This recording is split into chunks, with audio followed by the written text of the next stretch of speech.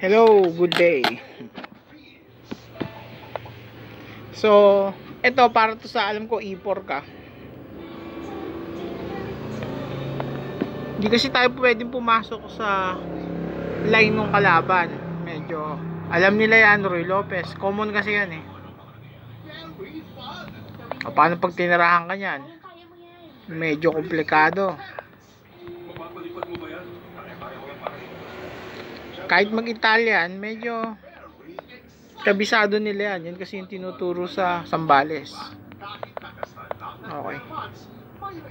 So, para may laban tayo, kung pag-aaralan mo to, medyo mahihirapan silang talunin ka kasi usually, kahit magaling na yung elementary player, actually kahit high school eh, kahit sa matanda eh, hindi nila alam kung anong gagawin sa, ayan ang nakasulat, King's Gambit. May dalawang line. It's either yung accepted o yung decline. Okay? So, dito muna tayo sa decline. No? Pagka usually nag-decline, de-develop lang ako dito. Para wala nang check. Para hindi ka na ma-check doon. Okay? So, pag hindi pa rin kinain, so kakainin niya tong pawn dito, disuportahan mo lang. Okay? So, for example, knight, bishop. Okay? So, pagpalagay natin, hindi, kakain na ako. Casting lang dito. Kung mapapansin mo, yung F7, di ba mahilig ka sa 4 moves dati, no? Nakatutok si bishop. So, pagpalagay mo natin, ito lang. Si bishop sa si rook nakatutok dito sa paparating na F7. Tapos mababawi mo rin yan. So pag sinuportahan niya,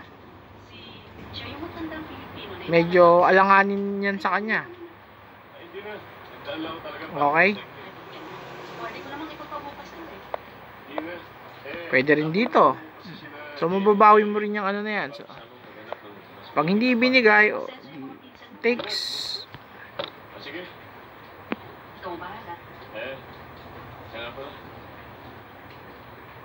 Salamat ha.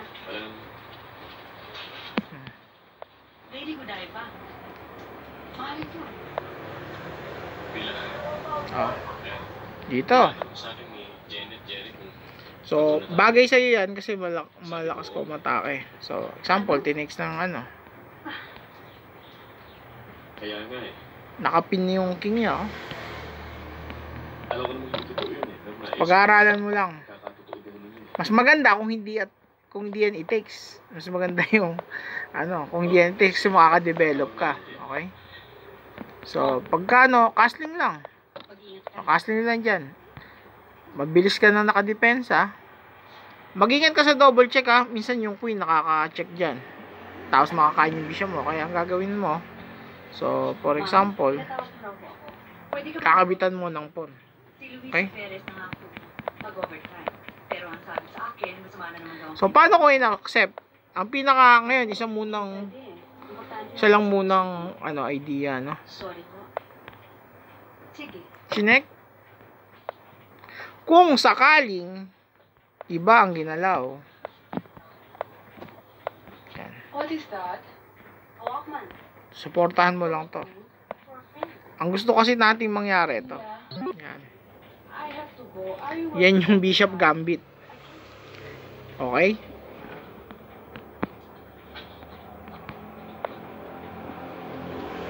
So, ikaw 4 moves ka nyan. Okay? Pagka ginanon mo, 4 moves ka. Ikaw yung parang na 4 moves, no? Pero 5 moves yan. Para ka na scholar's mate. Okay? So, bago yan, ito muna. Mag-D5. Mag-D4 ka muna. Okay? Pabalik yan, tapos may tempo ka na rito. Okay? Ngayon, pwede yan bumalik. Pwede rin dito. Okay? Okay, tingnan natin. Alam ko, pagbalik niyan,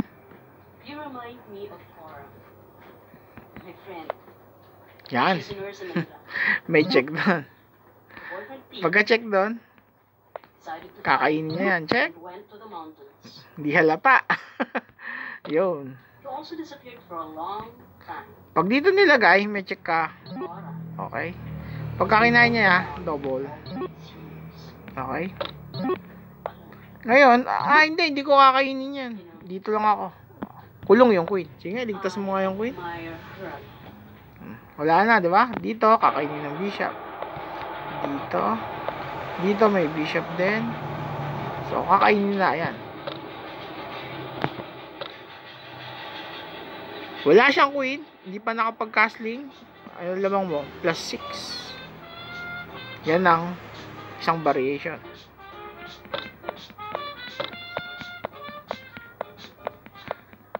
Wala ko ako alam sa jazz, but I asked my friend, Danny. Medyo nakalagay rito, mistake Ayan.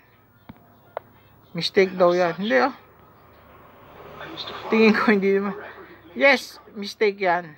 Meron konting mali kasi yun may ano yung knight. Pero pwede kang i-check dun Pero usually kakainin niya yan. Kukumpitin niya muna. Ligtas naman yung queen ko. Okay. Lolo, Sige, balik natin may sasabihin nung ako sa inyo. Isa pang variation ng ginagamit ko. Ito dapat alam mo dapat lagi mo itong pinanonood. Alam niyo, Yan ang gusto natin. Chumig kagad, no? Tapos i-scholars mate tayo. Hindi muna knight kasi ma-checkmate. Ito muna. I'm in love. The queen. Okay? Pag bumalik doon, o kaya dito, mas pangit para sa kanya. Okay? Siyempre, hindi niya ibibigay. Nakita niya, isang checkmate na lang. Pag dito, usually, hindi babalik yan. Pangit yung bumalik Kain. Pag kinain, double ulit. So, usually, dito yan pupunta. Pero pinaka okay dyan. O kaya dito. Sige.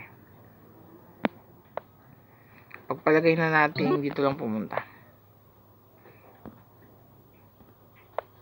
Tututukan. So, kahit saan pumunta dyan, kain. Ang pinaka-safe ay, tingnan natin, sabi na kain. O, yun lang. Isa lang. Tapos, meron ditong slide. Ilang oras mo mula Okay. dito Atlantic City? Mga 3 oras. Buti na lang. Meron niyang, meron niyang na move. Okay. Gusto mo bumakat? Naku, yung toothbrush ko. Pagkakinain, Yan na lang ako nag-exams. Kapag kumain ka maigi. kulong. Yung chicken. Pag dito, double na naman. Okay. Mental blackout. Titigil ko sandali ang mga mata mo. So, Pagkatapos- kakainin na talaga yan. Less queen na naman. Pag mayroon kang hindi nasagot, laktawan mo na lang. Saka mo balikan. Usually, yun ang pinakatama. Pag bumalik dyan, mas delikado pa nga rin siya.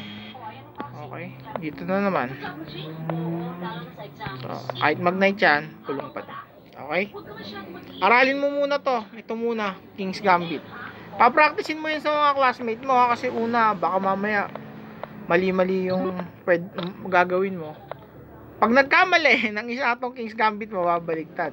So, dapat magkakamali yung kalaban mo. Okay? Tapos, next topic, medyo, yan yung pinaka-counter pag yan ginawa ng King's Gambit. Na-repeat yung King's Gambit. Pero usually, pag ganyan, first time nilang makita, pwede nilang, pwedeng dito pa lang, may pag-asa tayong manalo dito sa King's Gambit. Okay? Pag-aralan mo to, King's Gambit.